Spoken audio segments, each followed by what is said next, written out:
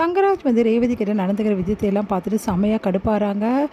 நம்ம வந்து மதி மதி வந்து ரேவதி கிட்ட கேட்குறாங்க, எப்படி இதெல்லாம் அட்ஜஸ்ட் பண்ணிட்டு நீங்கள் இருக்கீங்க? எதுவுமே கேள்வி கேட்கணும், கேள்வி கேட்கலன்னா உங்கள் தலைமையில தான் ஏறி உட்காருவார், அதனால தான் இவர் இப்படி பண்ணிட்டுருக்காரு அப்படின்னு. ஒன்றை மாதிரியாக எனக்கு தைரியம் இல்லை மதி, நான் அப்படியே பழகிட்டேன் அப்படின்னு சொல்கிறாங்க ரேவதி.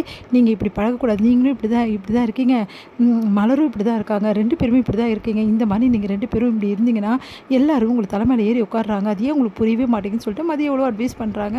நம்ம வந்து ரேவதி வந்து ட்ரை பண்ணுற மதி அப்படின்ற மாதிரி சொல்கிறாங்க. அடுத்து வந்து இங்கே என்ன பண்ணுறாங்க, தங்கராஜ் வந்து வேணும்னே வந்து என்ன பண்ணுறாரு, மதிக்கிட்ட ரொம்ப ஓவராக பேசுகிறாரு. பார் மதி, இப்படிலாம் இருக்கக்கூடாது, குடும்பத்தில் 1000 பிரச்சனை வரும், அதுக்காக எப்போ பார்த்தாலும் போலீஸ் ஸ்டேஷன் போகக்கூடாது, இது கூட உனக்கு தெரியாது அப்படின்லாம் பேசிகிட்டு இருக்காரு. அதையெல்லாம் கேட்ட மதி வந்து, இங்கே பாருங்கள், உங்கள் அட்வைஸ் கேட்குறதுக்கு நான் இங்கே வரல, ஏதோ 2 நாள் இங்கே இருக்க சொன்னாங்க, அதனால் வந்தேன், ஏதோ இருந்துட்டேன், நானும் ஒரு நாள் ஃபுல்லாக இருந்தாச்சு, இப்போ 2வது நாள் வந்துடுச்சு, உங்கள் சொல்படி எல்லோரும் முடிஞ்சிச்சுல, இதுக்கப்புறம் நான் போகலாம்ல அப்படின்றாங்க. அதை கேட்டு வந்து தங்கராஜ் செம்ம டென்ஷன் ஆகிறாரு. உடனே வந்து கேட்குறாரு சுரேஷ் கிட்ட, சுரேஷ் என்ன இவ எப்படி பண்ணுறா, நீங்கள் வேஸ்ட்டு மாமா, நீங்களே சொந்த காசில் இந்த மாதிரி பண்ணிக்கிட்டீங்கிற மாதிரி ஆயிடுச்சு மாமா, இவரெல்லாம் இப்படி தான் மாமா அப்படின்னோடனே அப்படியே பார்த்து மதி முறைக்கிறாங்க. அப்படியே அமைதியாகிறாரு சுரேஷ் இப்படி பயப்படுறானே அப்படின்னு சொல்லிட்டு பார்த்துட்டே இருக்காங்க நம்ம வந்து ரேவதியும். அடுத்து வந்து மதி வந்து கேட்குறாங்க, சரி நாங்கள் போகலாமா அப்படின்னோடனே உடனே வந்து, அதான் மாமா சொல்கிறாருல இன்றைக்கி இருந்துட்டு போகலான்னு சொல்லிட்டு, நான் போகணும், நீங்கள் வரீங்களா இல்லை நான் கிளம்பட்டுமா அப்படின்னு மதி சொன்னோன்னே வேறு வழி இல்லாமல் சுரேஷும் கிளம்புறாரு. சுரேஷும் மதியம் போனோன்னே வந்து தகராறு செம்ம டென்ஷன் ஆகிறாரு.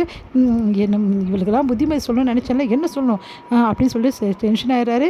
இங்கே வந்து சுரேஷும் மதியம் வராங்க. அப்போ வந்து மதிக்கிட்ட வந்து எப்பவும் போல் மலர் வந்து பேசாமல் தவிக்கிறாங்க. பேசலாமா வேணாமா அப்படின்ற மாதிரியே உங்களுக்கு வந்து ஓடிட்டுருக்கு.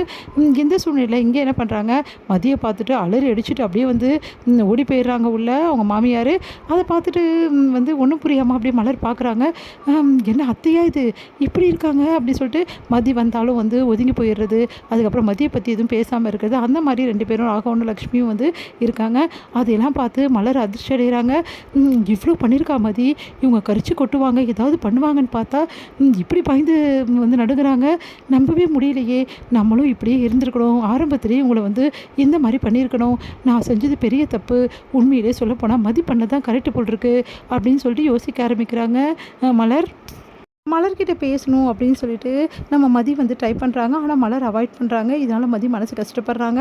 இந்த சூழ்நிலையில் ஏன் மலர் இப்படி பண்ணுற, மதிக்கிட்ட பேசினாதான் என்ன அப்படின்னு சொல்லிட்டு சொல்கிறாரு பாக்கியராஜ். அதுக்கு வந்து இல்லைங்க, அது வந்து இங்கே பாரு, மதிக்கிட்ட நீ பேசாமல் இருக்கிறது ரொம்ப கஷ்டம், மதி இப்போ என்ன பண்ணிட்டா, ஏதோ கோவத்தில் ஏதோ சொல்லிட்டா, உன் சிஸ்டராக இருந்தால் நீ விட்டு கொடுக்க மாட்டியா அப்படின்னு சொல்லிட்டு கேட்டோன்னே, இங்கே பாருங்கள், நான் மதியை என் சிஸ்டராக தான் நினைக்கிறேன், ஆனால் அவளே அப்படி பேசுன்னு தோணுதான் என்னால் தாங்கிக்க முடியலங்க அப்படின்னு சொல்லிட்டு அழறாங்க. ஆனால் ஒரு விஷயம் மட்டும் கரெக்டுங்க, மதி செஞ்சது தான் கரெக்டு போட்டிருக்கு. என்ன சொல்கிற மலர், அப்போ போலீஸ் ஸ்டேஷனில் வந்து என் தம்பி மேலே கம்ப்ளைண்ட் கொடுத்து கரெக்டுன்றியா, அதுக்கு சொல்லலைங்க, ஆனால் மதி எல்லாமே வந்து யோசிச்சு தான் செய்கிறான்னு தோணுது. இப்போ பாருங்கள், உங்கள் அப்பா அம்மா எப்படி வந்து பொட்டிப்பாமல் அடங்கிட்டாங்கன்னு சொல்லிட்டு வாயும் திறக்க மாட்டேங்கிறாங்க.